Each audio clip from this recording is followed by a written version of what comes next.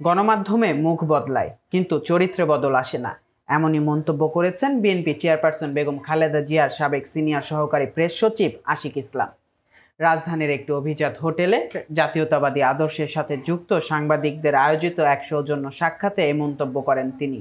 আমরা যারা সত্যিকারের বিএনপি মনা, যারা সত্যিকারের জাতীয়তাবাদী শক্তির পক্ষের মানুষ এবং যারা সত্যিকারের ভাবে নিরপেক্ষভাবে পেশাদারিত্ব বজায় রেখে কাজ করতে চায়, আজকে গত 17 বছরে তারা যে পরিমাণ নির্যাতন, হতাশা, লাঞ্ছনার মধ্য দিয়ে গেছে, ঠিক আজকে পরিবর্তনের পাশাপাশি তাদেরকে নতুন নতুন আরো ভয়াবহ চ্যালেঞ্জ মোকাবেলার প্রস্তুতি নিতে হচ্ছে।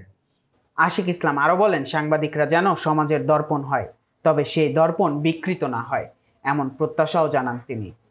অনুষ্ঠানে উপস্থিত সাংবাদিকরা অভিযোগ করেন, বিএনপি মিডিয়ায় বরাবর অবহেলিত। নানা অর্জন, কর্মসূচি ও সামাজিক অবদান থাকা সত্ত্বেও তা মিডিয়ায় যথাযথভাবে প্রচার পায় না। পক্ষান্তরে নেতাদের ছোটখাটো ত্রুটিগুলোই বড় করে দেখানো হয়।